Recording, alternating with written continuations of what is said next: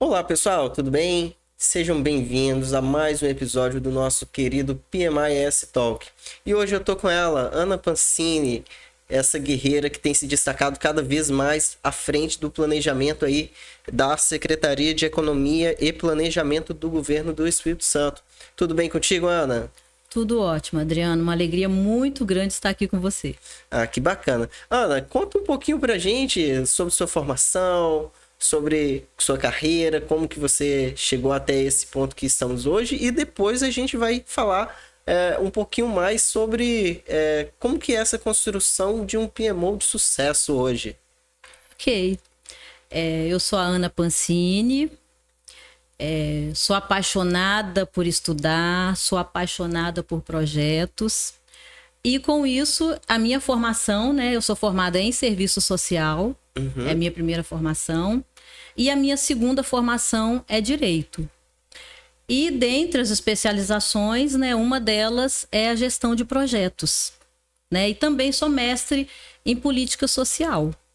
Então, tudo isso foi me direcionando para essa área maravilhosa que eu amo tanto, que é planejamento e gestão de projetos. Que bacana, Ana. Então, tipo assim, hoje a gente vai falar aqui muito sobre esses desafios, né? Então, pessoal, você que tá aí, já se inscreva nas redes do PMI, no Instagram, no LinkedIn, segue nossos vídeos também lá no YouTube e também acompanha os podcasts no Spotify. Bem, e como que surgiu o escritório de projetos no governo do Espírito Santo? O escritório de projetos no estado do Espírito Santo, ele tem uma interface muito grande com o planejamento. Perfeito. Em 2006, a equipe de governo se reuniu à época e trabalharam na elaboração do plano, o ES 2025, que foi o primeiro plano de longo prazo, né? Isso em 2006. 2006. Nossa, que Então, bacana. em 2006 foi elaborado esse plano de longo prazo para o desenvolvimento do Espírito Santo. E como esse plano, né? Todas as vezes que eu pego esse plano, Adriano, eu pego, eu leio e eu fico muito emocionada. Porque ele foi um plano que traçou ali as metas, traçou ali vários projetos e a preocupação foi justamente essa. Para que fosse alcançados os resultados, né, daqueles projetos, para que se colhesse os frutos e para que a realidade do Estado mudasse, né, e que alcançasse os indicadores hoje que nós temos, né, tanto em gestão fiscal, tanto na saúde, educação, que nós temos alguns indicadores aí muito importantes. Então, naquela época, a equipe, ela, vamos dizer assim, sonhou, visualizou, vislumbrou essa realidade, então elaborou esse plano. Então, elaborado o plano, surgiu a necessidade, precisamos criar um escritório de projetos. Entendi. Porque precisamos ter uma equipe para fazer o acompanhamento desses projetos, para a gente garantir que isso que a gente sonhou vá se concretizar. E em 2007, então, foi criado o escritório de projetos. Entendi. E nisso aí, logo da criação, quais foram os primeiros desafios? O que foi que mais desafiou? O que tem, se tem esses históricos, né? Temos alguns desafios. O primeiro deles é a organização funcional. Porque quando a gente pensa, né, numa instituição, numa organização, nós temos a questão hierárquica. Então, nós temos a hierarquia, né? Gerência, né, presidência. Mas quando a gente fala de projetos, a relação, ela ultrapassa esses limites. O gerente de projeto, ele que vai ser o responsável para fazer a execução do projeto. Então, ele é o ator principal que vai conseguir, por meio daquele projeto, fazer aquela entrega. É ele que vai mudar aquela realidade. Então, o primeiro desafio foi essa questão da organização funcional. Por quê?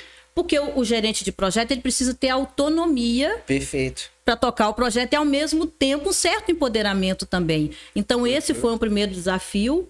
O segundo é transformar aquilo que está no plano das ideias, né, no concreto. Porque, às vezes, você conversa com uma pessoa, ela tem uma ideia muito bem formada daquilo que ela quer desenvolver. Mas quando a gente vem para estruturar, fica um pouco mais complicado a gente concretizar. Então, esse foi um desafio. O outro desafio, a própria cultura de planejamento. Então foi necessário, né, pensar formas de criar essa cultura, né, consolidar essa cultura, disseminar. Então foi um desafio a consolidação dessa cultura e também a própria capacidade de execução. Né? Então esses foram os principais desafios. Eu achei interessante, você frisou um ponto que muitas vezes é negligenciado em relação a essa questão da autonomia, né? Um gerente de projetos, que ele não tem autonomia. E eu acho que bate muito na parte de recursos, né? Que também deve ser um desafio. Mas fica muito difícil, né? Gerir projeto. E até, talvez, em alguns casos, né? Sentimento de frustração. A gente sabe que cada organização, tanto pública como privada, vai ter ali as suas limitações, né? Os fatores ambientais da empresa. Mas essa questão bacana, que você frisar essa questão da autonomia, porque realmente é essencial para a vida do projeto.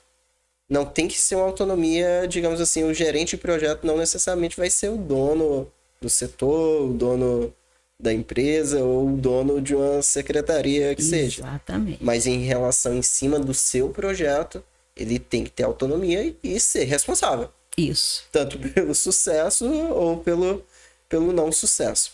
Bem, e olha, para quem está acompanhando aqui, vamos falar um pouquinho sobre o modelo Realiza Mais e Governança. O que é na prática e o que seria essa metodologia Realiza Mais? O Realiza Mais é o nosso modelo de gestão. Foi, digamos assim, lapidado. Foi lapidado. Porque o escritório ele foi criado em 2007, então conforme ele foi se desenvolvendo, ele foi criando a sua metodologia. E hoje nós temos essa metodologia consolidada, que é o modelo Realiza Mais, que é esse modelo de gestão que tem ali seus conceitos, tem seus processos, né, tem suas estratégias, tem ações muito bem definidas e, inclusive, elas estão num decreto. Entendi. Que a gente consegue, né? Você pegando o decreto, você consegue ver ali todo o desenho desse modelo. Então, esse modelo, o objetivo principal dele, que a gente pode até chamar que ele é um modelo de governança na prática. Perfeito, né? Perfeito. Então, esse modelo, o objetivo principal dele é ampliar a capacidade do governo em executar programas e projetos. E é por isso que aí a gente fala dos processos, porque aí a gente precisa ter processos muito bem definidos. E um deles, que aí eu vou citar, que é um que colabora muito, é a realização das reuniões de gerenciamento intensivo. Perfeito. Que na prática acontece em 3 níveis. Primeiro, os gestores que fazem parte da equipe do escritório de projetos, eles dão todo o suporte para os gerentes de programa e os gerentes de projetos. Então, eles realizam reuniões mensais e reuniões quinzenais. Num segundo nível, a gente faz também reuniões com os gerentes de projeto, e aí já envolvendo os líderes, né, que são os secretários, os dirigentes, os pontos focais, os líderes dos escritórios de projeto. A gente já faz uma reunião de gerenciamento maior com o nosso secretário. E no último nível, a gente faz essas reuniões de gerenciamento com o governador. Com isso, a gente consegue ampliar a capacidade de execução. Por quê? Porque durante as reuniões, a gente vai identificando, tem gargalo, perfeito, tem dificuldade, o que você precisa, como que nós podemos atuar, e aí a gente vai otimizando aí esse processo. Se eu tiver enganado, você me corrige, mas, por exemplo, começo nas reuniões de... digamos assim, estou em uma primeira reunião, nível mais baixo, identifico os pontos que dá para ser tratado ali e os que necessitam levar para a reunião seguinte. Isso. E assim faz com que só chegue em cima aquilo que realmente for decisões mais pontuais. E muito legal, tá, Adriano? Porque é bacana. É bacana por quê? Porque chega no nível estratégico, no nível mais alto, que é para o governador, aquilo que realmente a gente não conseguiu resolver aqui nesses níveis. Perfeito. Na maioria dos casos, a gente já consegue resolver aqui nesses níveis, no primeiro e no segundo. Não, eu adorei isso, operacional e tático. Não, eu adorei essa ideia, porque, digamos assim, até A minha experiência hoje, até então, é mais voltada ao ambiente privado, e algumas vezes a gente observa que, digamos assim, um líder a nível estratégico, um CEO, tendo que tomar decisões ou tratar assuntos que poderiam ter sido resolvidos em níveis inferiores. Exatamente. E isso acaba sendo um tanto quanto disfuncional. Você consome talvez um tempo ali com algo que daria para um nível inferior ter autonomia, e ao invés de estar talvez tratando os pontos que realmente necessitaria, né? Muito de visão bem. estratégica. Que Isso bacana. Não, eu gostei muito dessa ideia. Digamos assim, é algo que em tese a gente já ouve falar, né, na teoria, mas é muito bacana quando a gente traz case, porque aí a gente vê a aplicação. E principalmente um ambiente assim. Perfeito. E bem, e aí você havia comentado comigo que o Realiza Mais também contribui para uma gestão mais orientada a resultados. Como que você vê isso? Seria nessa linha? Como que você enxerga essa conexão entre o Realiza Mais e os resultados? Primeiro ponto, quando a gente fala da nossa metodologia e vem os fundamentos, o primeiro fundamento é a gestão orientada para resultados. Ok. Então, a gente trabalha 4 pilares da gestão orientada para resultados. Então, o primeiro pilar dela é resultado. Qual resultado? Então, quando alguém vai apresentar algum projeto, alguma ideia, a primeira pergunta que a gente faz é: qual resultado vai gerar? Qual impacto vai gerar para a sociedade? Qual benefício vai trazer? Então, a gente já começa pelo resultado. Entendo. E entra um pouquinho naquela ideia do Simon Sinek, né? Começa pelo porquê. Isso, exatamente. Exatamente. Qual o resultado? Por quê? E aí depois a gente vem o segundo pilar, o público-alvo. Porque o público-alvo, para eu pensar num projeto, eu preciso conhecer a demanda que ele traz, qual é a sua real necessidade, quais são os seus reais problemas, para a gente saber se o resultado que o projeto vai gerar é aquele resultado que vai atender uma determinada expectativa. Então, esse é o segundo pilar. O terceiro pilar, aí já vem na questão da gente ter uma carteira de projetos, né, que a gente prioriza esses projetos, né? E aí nós temos, então, a gente não monitora tudo que o governo faz, a gente monitora, né, um conjunto de programas, um conjunto de projetos. Ok. Né? E o último é a responsabilização. Cada projeto, cada programa tem o seu gerente, que é o responsável. Então, tudo isso nos leva a esses resultados, a essa gestão por resultados. Então, nas reuniões, por que o nosso foco é ali ir acompanhando os marcos críticos e garantindo, né, que sejam cumpridos os prazos, né, garantindo que as metas físicas também elas sejam desenvolvidas no prazo. Por quê? Porque o nosso alvo é o resultado.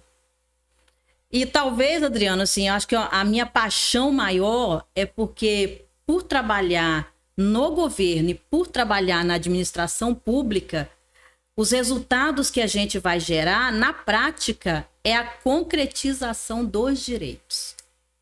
Entendi. Então, o primeiro direito que eu tenho lá, vou citar um direito na Constituição Federal, o direito à saúde. Então, quando o projeto ele entrega unidades de saúde, então ele vai ter ali resultados em vários níveis, né? O primeiro resultado que eu vou entregar a unidade de saúde, depois eu vou ter um segundo resultado que eu vou ter uma ampliação de vagas, e por último, né, que é o impacto maior, é que eu vou ter lá os indicadores de saúde. Como hoje nós somos um dos estados onde as pessoas mais vivem. Então, é o resultado. A gente... Um trabalho com propósito. Propósito, né? Exatamente. Perfeito. É o propósito. Isso mesmo. Para nós, o resultado é o propósito. O que nós queremos atingir. Que bacana. E dentro disso, você falou... Eu não consigo, né, gente? O pessoal que já acompanha alguns episódios sabe.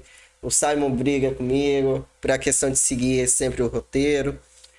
Mas, tipo assim, tem algumas curiosidades, alguns pontos que realmente chamam a atenção dentro da sala dos convidados e que eu não posso deixar de comentar. E um dos pontos que me chamou a atenção é que você utilizou a palavra real. A real necessidade, o real problema. Porque não necessariamente aquilo que... Pelo menos você complemente, até por favor. Mas não necessariamente aquilo que talvez o seu stakeholder, o seu cliente, a população, ou seja quem for a ser atingido ali, pensa que é o problema, não necessariamente é a causa raiz, né? Uhum. Você tocou num ponto muito importante, Adriano. E eu tenho participado de vários eventos discutindo um pouco essa questão do escritório de projetos. E você conhecer a real demanda é o ponto mais importante. Eu preciso saber qual é a demanda, eu preciso saber qual é a necessidade do meu stakeholder. Eu preciso fazer um levantamento de requisitos com ele. Eu preciso conseguir alcançar. Por quê? Porque se eu não conhecer a real demanda, por isso que eu falo real, eu posso, de repente, fazer uma proposição que eu penso que é importante, que eu penso que é legal, mas que quando eu apresentar ou entregar para o meu stakeholder, não vai atender a demanda dele, porque não é aquilo que ele esperava. Então, a gente tem muito essa preocupação. E por isso que no planejamento estratégico, quando a gente está fazendo planejamento estratégico, uma coisa que eu gosto muito é que a gente considera quais são as demandas da população. Quais são as demandas que eles apresentam nas audiências públicas e que a gente precisa, né, trazer para dentro dos projetos para fazer aquela entrega. Porque é a real necessidade, aquilo que ele está trazendo, que é aquilo que ele precisa. Então, a nossa preocupação é sempre essa. Que bacana. Perfeito. E quais mecanismos que garantem a concretização de direito nesse modelo? Você mencionou há pouco, né? Sobre essa questão de essa preocupação em atender os direitos previstos. E quais mecanismos que corroboram com isso, Ana? Na administração pública, nós temos alguns mecanismos, né? Que, quando fala, né, do planejamento, então nós temos alguns instrumentos legais. Então, nós temos o plano plurianual, nós temos a lei orçamentária e nós temos a LDO, que é a Lei de Diretrizes Orçamentárias. Então, quando a gente faz o nosso planejamento estratégico, todos os projetos, todos os programas que estão nessa carteira estratégica, eles são inseridos no PPA. Ok, e são esses que... Desculpa, mas são esses que são direcionados para o acompanhamento junto ao PMO? Exatamente. Perfeito. Aliás, os que a gente acompanha já são os que vêm para o PPA. Perfeito. Então, fizemos o planejamento estratégico, elencamos a nossa carteira, esses projetos vêm para o PPA.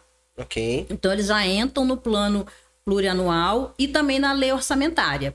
E como a gente faz as audiências públicas, né, todos os anos, então a gente sempre busca também incorporar as demandas da população, até porque a gente faz também a revisão da carteira, né, a revisão do planejamento estratégico a gente faz a cada ano, assim como a gente faz as audiências públicas também a cada ano, para que essas demandas possam entrar na lei orçamentária. Então, com isso, a gente está garantindo a concretização desses direitos. Outras formas, Adriano, que os projetos, eles estão relacionados às políticas públicas. Então, quando a gente organiza, né, a nossa forma de gerenciar os projetos, então, a área da segurança pública. Então, os projetos da segurança pública estão nessa área. A área da educação, nós vamos ter esses projetos. E nós temos, em relação a cada área dessa, nós temos as legislações. Perfeito. Então, vou dar um exemplo. Olhando para a primeira infância, adolescente. Então, nós temos ali o ECRIAD. Então, normalmente, também os nossos gestores, a gente participa de conselhos, que é uma forma de controle social. Então, a gente participa de conselhos, e isso contribui para que a gente concretize esses direitos, porque nós estamos lá participando dos conselhos, também onde aparecem as demandas, e aí, com isso, a gente também, né, contribui para que esses direitos eles venham por meio de projetos para concretizar. A gente também busca alinhar os projetos aos objetivos do desenvolvimento sustentável. Então, a gente trabalha também nessa questão. Então, a gente está sempre alinhando os projetos, os programas, a legislação que a gente tem relacionada a cada área, a cada política pública. Perfeito. Não, e é um desafio a mais, né? Essa questão que você tem que fazer, além de todos os desafios já naturais dos projetos, você tem que estar totalmente fundamentado ali nas leis que regem o Estado, ou que regem o direito público. Bem, e a CEP, ela alinha esse planejamento estratégico com um portfólio de projeto. Aí, como que funciona isso? A CEP, ela coordena todo o processo. Ok. E ela coordena esse processo por meio do nosso escritório de projetos, que é a Subsecretaria de Planejamento e Projetos. Então, a cada governo, a cada mudança de governo, né, a nossa subsecretaria realiza o planejamento estratégico, define a estratégia de governo e, definindo a estratégia de governo, define, então, a carteira de projetos, tudo alinhado com essas legislações que eu te falei. Definiu a carteira de projetos, aí vem para o plano plurianual. Então, a gente prioriza a questão do orçamento, a gente olha para o orçamento, né, para priorizar os projetos, os programas que são estruturantes. A gente, na hora de organizar para fazer o gerenciamento, a gente já organiza em áreas estratégicas. E, além disso, quando a gente fez o planejamento estratégico, Adriano, um detalhe muito importante é que a gente fez o mapeamento dos desafios. Então, na área da segurança pública, quais são os desafios a serem superados? Na área da saúde, quais os desafios a serem superados? E, para a gente medir o alcance, a superação desses desafios, nós também estimulamos, né, que as equipes de governo, porque todo o planejamento ele é realizado participativamente. É muita integração, né? Muita integração. Então, os projetos eles estão definidos em conjunto com os secretários, com os diretores, né, com os pontos focais, com os líderes dos escritórios setoriais. E aí, então, identificamos quais os desafios e quais os indicadores para a gente monitorar esses indicadores. E nós temos, então, um painel de indicadores estratégicos. Então, alinhando aí, então nós temos a carteira de projetos e aí fazemos as reuniões, né, de gerenciamento intensivo, mas na organização nós temos ali a área, quais são os desafios daquela área, quais são os indicadores e quais os programas e projetos que contribuirão para o alcance desses desafios. Então, não tem nem como, assim, no nosso caso, não tem nem como desalinhar. Não tem como desalinhar, porque quando a gente elabora o mapa estratégico, a gente já faz essa organização e todo o trabalho no dia a dia, no gerenciamento de projetos, a gente já trabalha dessa forma. Entendi. Nos treinamentos, nas formações, então a gente já tem essa dinâmica que eu sempre falo. São processos interligados, né? Isso, interligados e é como se fosse natural pra gente. Entendi. Aqui do Espírito Santo. Não, e também aquilo, né? Não é do dia pra noite, né? E aí vamos para um outro tópico, né? Que você mencionou, né? Essa questão eu achei interessante, a distância, né? O planejamento lá em 2006 iniciar. E aí esse trabalho veio colhendo frutos, né? Para mim foi uma satisfação imensa. Eu estava presente no seminário lá de 2023.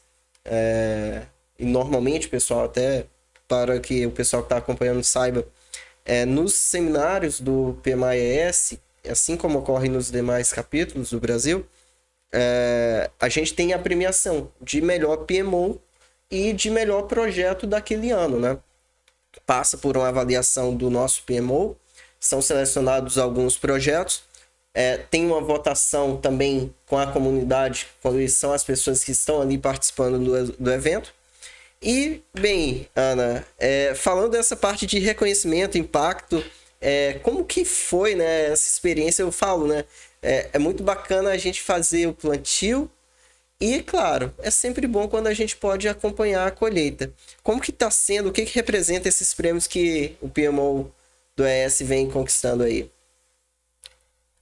Para nós foi, assim, maravilhoso, principalmente nós que somos, né, de governo, né? Nós que somos da administração pública, porque quando você fala em planejamento, fala em gestão, no setor privado já é algo mais natural, né?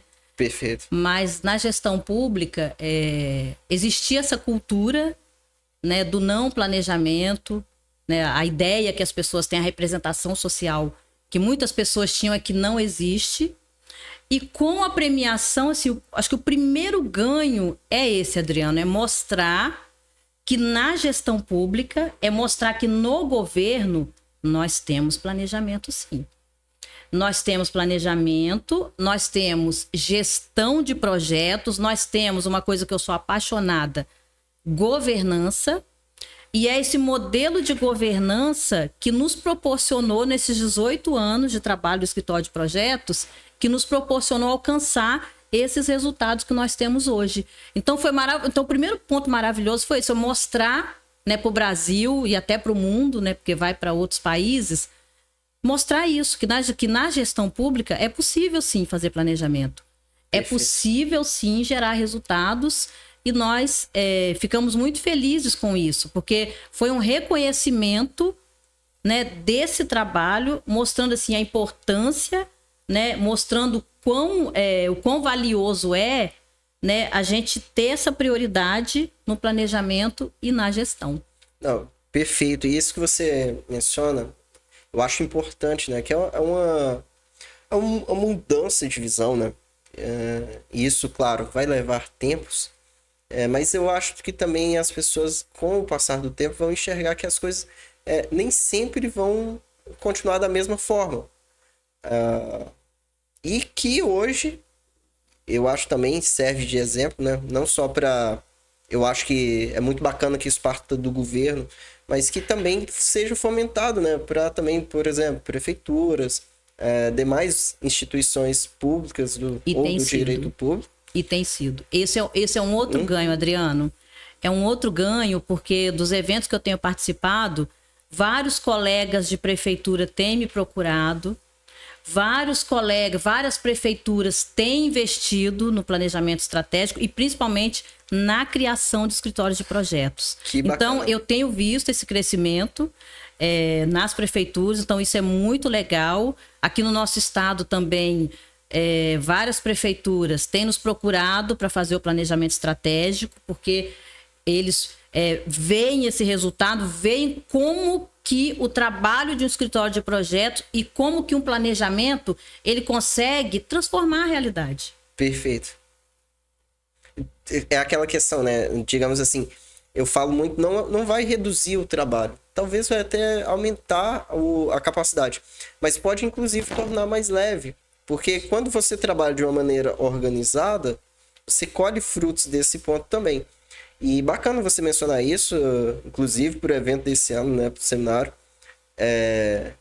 que eu fui convidado aí para estar organizando. E eu tenho falado muito sobre esse intuito da gente expandir, não só aqui um seminário capixaba de gestão de projetos, não só para a Grande Vitória, mas para a gente percolar também cidades do interior, todo o nosso ES.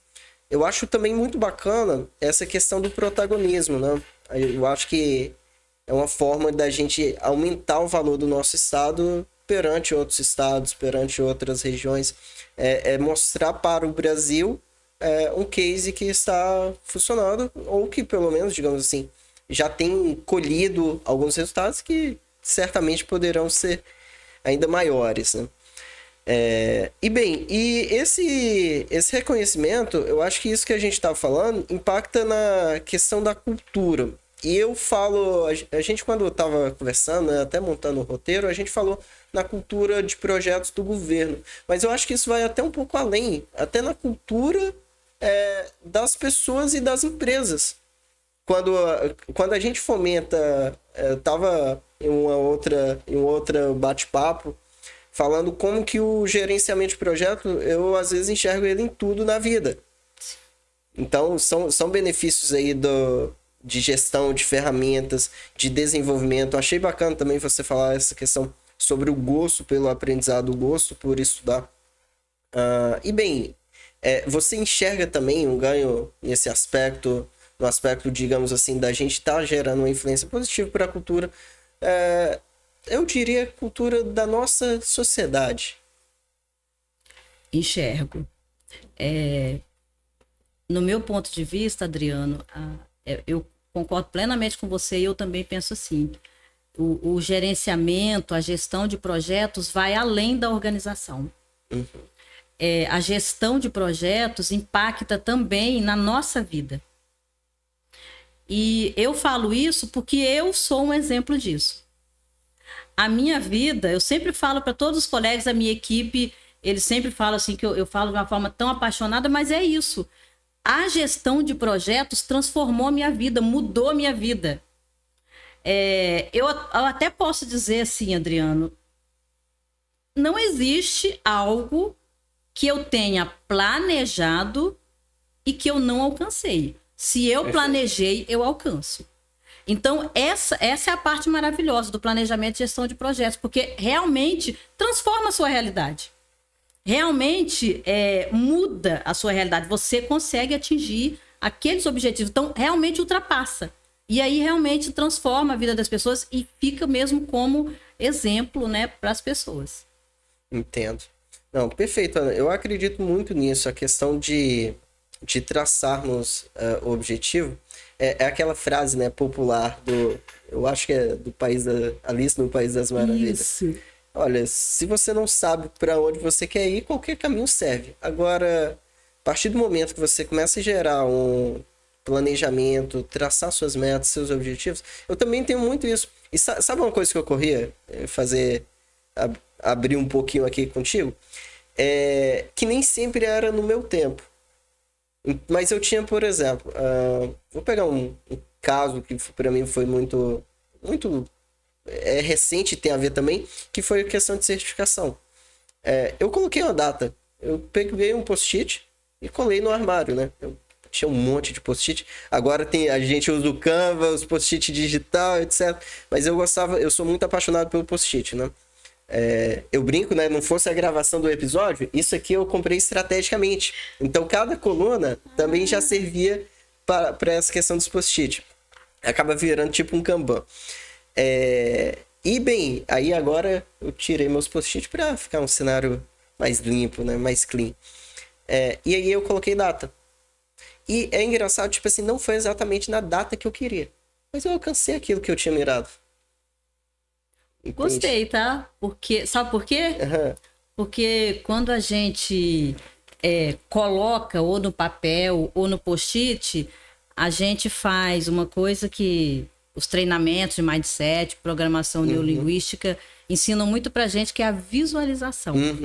Então você começa a visualizar. E todo dia você tá lembrando daquilo. Isso aí. Então você visualiza e você atinge. Aí vou dar um exemplo, assim, Adriano, que eu alcancei nesse ano, por exemplo. No ano passado, aconteceu o PMO Summit no Rio de Janeiro. Perfeito. Que é aquele evento que eu amo, que é maravilhoso, e nesse ano nós fomos premiados. Eu comprei e assisti online. Eu queria muito ter participado, mas não consegui. E comprei e fiquei assistindo online. E eu fiquei assim, poxa, eu queria tanto estar também lá naquela mesa. Como eu queria estar naquela mesa, porque eram vários líderes de escritório de projetos falando sobre experiência. Eu fiquei assim, como eu queria estar naquela mesa. Nesse ano, eu estava naquela mesa. Que legal. O poder da atração. Eu estava naquela mesa. Eu acredito. Porque foi um dos objetivos também que eu tracei quando eu fiz o planejamento. Porque, assim como você, eu também faço planejamento. E... Pessoal, você tá falando. Pessoal. Pessoal também, pessoal. A lei do planejamento. Mas pra quem é de fora, isso soa um pouco esquisito. Não, eu faço. Olha, eu faço o meu planejamento estratégico. A cada ano eu faço. Perfeito. Faço análise SWOT. Quais são meus pontos fortes, meus pontos fracos. Faço. Que bacana. E por isso que assim, eu fiz. Aí, quando eu fiz o planejamento estratégico, eu fiz a minha matriz de priorização. Adriano, do jeitinho que você falou, eu atingi cada meta que eu coloquei e outras a mais. Porque eu coloquei ali. Isso que você falou. Sim. Não, essa questão, eu ano passado, né? Por ano passado, tinha concluído alguns outros objetivos, né? E aí eu coloquei as do ano passado. Aí foi isso bacana, essa questão de você falar do anual. Aí quando deu eu tinha colocado, beleza. Aí foi o inverso, né? Aí já eram algumas certificações que eu coloquei elas, digamos, nesse ano eu quero alcançar isso. Quando deu em abril, eu acho, já tinha realizado. Aí eu disse, nossa, agora eu vou fazer o quê? Vou descansar. Isso aconteceu comigo também. Porque é bacana. Mas eu acho que isso aí tem um poder muito grande. Eu acho que isso também que você falou da questão da visualização. E você até me lembrou, sabe, de um outro? Quando eu fiz minha matriz de priorização, sabe qual era o último? Que eu coloquei por último mesmo? Doutorado. Entendi. Você acredita que nesse ano ele já está batendo na minha porta? Deus abençoe. É uma área... O mestrado e o doutorado é algo que eu ainda não... Eu fiquei muito envolvido, né? Eu fiquei muito envolvido quando eu entrei em 2012, que eu fazia o seguinte, eu estudava e dava aula particular e ficava só no ambiente acadêmico. Era de 8 da manhã até umas 9 da noite, né? Então, era muito ambiente acadêmico e tal. Aí depois tive que priorizar um pouco a questão de construção, né? Também, eu brinco, né? Vim de Minas para construir a vida aqui. Aí agora a gente vai colhendo. Mas são coisas que eu vislumbro num futuro um pouco mais distante. Aí tem algumas metas bem traçadas também. Eu acho que quando a gente sofre também alguma provocação, isso é bacana. Isso. Tempo atrás, né? Acho que ano passado me perguntaram, Adriano, que você vislumbra nos seus próximos 5 anos, 10 anos? E eu disse, olha, fulano, você acredita que eu tô caminhando com metas a curto, médio, mas ainda não pensei? E aí eu defini. E é incrível, depois eu compartilho um pouco contigo, como que as coisas têm fluído exatamente nessa direção. Que legal. É muito bacana essa questão do planejamento. Eu acho por isso, talvez, que gera essa paixão pela gestão de projetos. Porque a gente vê dar certo. A gente vê a aplicação, a gente colhe frutos disso. E eu falo também aquilo. A gente tem que ter paciência. Também. Talvez um dia a gente tá plantando. Aí é aguardar o momento da colheita. Isso. Mas bem, pessoal, olha, espero que vocês não tenham se distraído. Vamos voltar aqui para falar do PMO. Mas é assim, quando a gente começa nesse assunto, assunto que gosta. Só o último ponto, né? Também essa questão de fazer essa análise pessoal, sabe quem me recordou? O Ricardo Vargas. Eu acho que foi uma das primeiras vezes, inclusive, que a gente se viu, que foi no Congresso de 2023, no workshop. Lembro. Aí tava o grupo lá, aí eu lembro de ti. E aí também a questão do Ricardo Vargas falando, que ele também fazia essa análise. Olha, deixa eu ver como é que tá o cenário. Eu lembro, ele falou, eu faço. Então exatamente. Eu aplico. Eu até trabalho com isso, desenvolvo mentorias, porque realmente dá resultado. Sim. Dá resultado. Bem, pessoal, vamos lá então, voltando aqui para o assunto de PMO e o PMOES. E bem, agora, Ana, eu gostaria de falar um pouquinho da parte de inovação. Então, tipo assim, teria alguma prática inovadora que vocês aplicam, que pode compartilhar conosco também? Você me lembrou até um pouco a questão dos stakeholders também, né? A gente tem se programado bastante, a gente tem buscado investir, né, em tecnologias que nos auxiliem, né, na inovação. E a gente sempre tem a preocupação, Adriano, de olhar também, né, para os nossos stakeholders. Perfeito. Então a gente sempre vai olhando ali, a gente vai caminhando junto e vendo a melhor forma, né, de ir atendendo ali as demandas e até pensando nesse desenvolvimento, né, pensando na inovação, a gente vai acompanhando, né, esse caminhar. Mas está nos nossos planos, nós estamos nesse momento fazendo o planejamento estratégico, nosso escritório de projetos. A gente também, nós vamos fazer a avaliação da maturidade, né, porque nós queremos avaliar, né, a nossa maturidade, né, os nossos serviços, como nós podemos atender melhor, até para, com essa inovação, porque a nossa preocupação, aquilo que eu falei com você, né, que a gente estava falando, né, de atender a demanda, né, dos nossos stakeholders. Então, a gente quer investir, né, em inovação, mas a gente olha muito para os nossos stakeholders. Então, né, a inovação que a gente, né, trabalha atualmente é nas melhorias dos processos, né? Como melhorar os nossos processos, né, tanto de gerenciamento, e aí pensando nos nossos processos, né, de comunicação, né, nos nossos processos de realização de reuniões. Então, isso é o que a gente quer investir ainda mais para a gente poder desenvolver um trabalho, né, acompanhando mesmo, né, a atualidade hoje. Não. Porque hoje nós temos aí a inteligência artificial, as metodologias ágeis. Então, nós estamos também, queremos priorizar, né, queremos investir, né, e junto também com os nossos escritórios setoriais, né, porque lembrando que nós somos escritórios central de projetos, mas nós temos os nossos escritórios setoriais, que estão nas secretarias, nas autarquias. Então, a gente sempre vai caminhando junto, né, para a gente ir construindo junto, né, que inovação nós queremos, né, o que nós queremos investir, que escritórios nós queremos, né, e nós, quanto escritório estatal, como que nós podemos auxiliar. Então, a gente trabalha muito essa integração. Bacana, bacana. E isso entra um ponto que eu falei esses dias, que é a questão de inovação gradual. Tipo assim, a gente fala de inovação, mas não necessariamente a inovação tem que ser algo abrupto. Mas bem. E um outro ponto que a gente tinha destacado é a questão de neurociência, programação neurolinguística, mindfulness. Isso daí você já vivenciou, né? Isso daí tem impacto na sua visão? O que você pensa também em relação a isso dentro da gestão de projetos?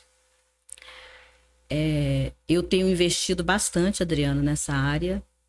Eu fiz uma especialização em neurociência, Legal. psicologia positiva e mindfulness. Isso agrega muito, porque quando a gente fala, né, quais as habilidades, né, que um gerente de projetos precisa ter, então, além das hard skills, né, que são as nossas certificações, né, que são os nossos títulos que nos garantem as habilidades técnicas, nós temos também a questão das soft skills, né, que já são aquelas habilidades, né, comportamentais, né, as habilidades que são relacionadas mesmo à mediação de conflitos, né, à comunicação, ao poder da influência. Então, eu tenho investido muito nessa área, tem me ajudado muito. Por quê? Porque nós que lidamos com pessoas, e até é um tema que a gente estuda na gestão de projetos, né? No gerenciamento de projetos, 80% do sucesso está nas relações. Nas relações que a gente desenvolve, né, com aqueles que estão com os stakeholders, com aqueles que estão ao nosso redor.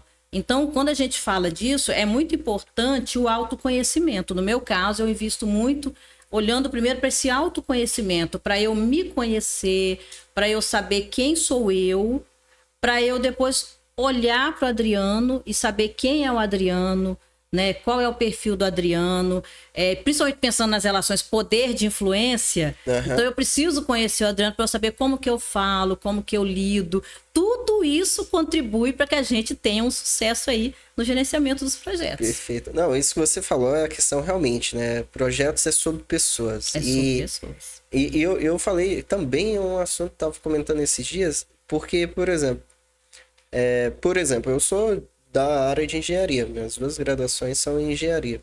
Então, vem bem mais daquele lado técnico, né? Então, anos atrás, eu tive que colocar uma energia, isso já terminado a graduação, já em mercado de trabalho, tive que colocar uma energia absurda em relação a essa compreensão de relações mais humanas e me dediquei, eu brinco, né? Foi quase um estudo de pós-graduação autônoma, vamos por assim, mas para entender como fazer gestão de projetos. Porque enquanto a gente está ali na parte técnica, as ferramentas estão cada vez mais fáceis, mais abrangentes. Verdade. Então, onde que fica o diferencial? Está sendo nessa comunicação. A gente, volta e meia, em algum episódio aqui, a gente tem falado muito das mudanças geracionais. Também. Entende? A evolução da tecnologia, mudanças geracionais.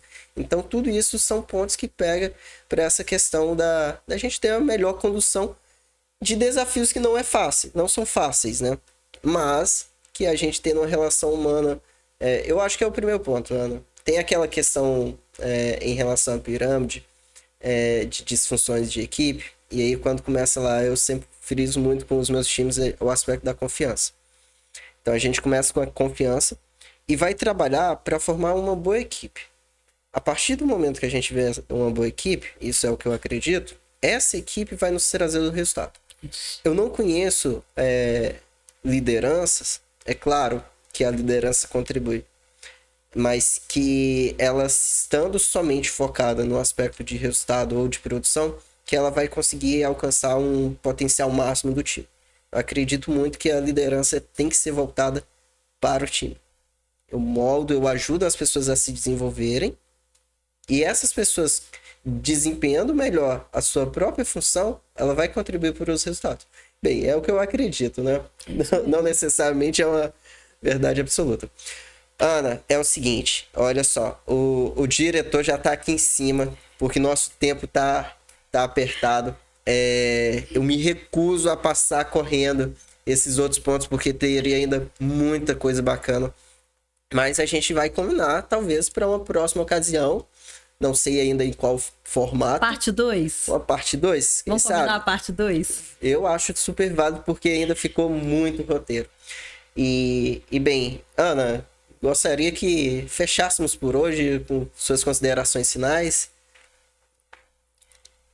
Uma mensagem de otimismo para quem está aí nessa área, as pessoas que querem conhecer também um pouco mais de gerenciamento de projeto, enfim, fica à vontade. Ok.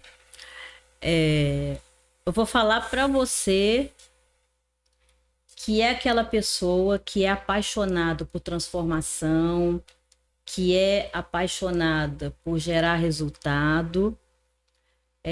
Invista em planejamento, invista em gestão de projetos e também nessas áreas de conhecimentos que a gente falou aqui agora, né? Em conhecimentos relacionados à programação neurolinguística, neurociência, porque tudo isso nos auxilia e contribui para que a gente consiga alcançar e que nós também, né, Adriano, consigamos, né, gerar resultados, e com isso é como se fosse um movimento. É uma cadeia. É uma cadeia. Então outras pessoas virão e nós vamos ali em conjunto, nós vamos ali em pares, né, transformando essa realidade e deixando o nosso mundo cada vez melhor e cada vez mais maravilhoso.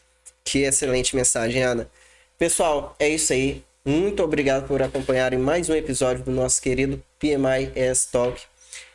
Ficamos por aqui e até a próxima, quem sabe com a parte 2 com a Ana, hein?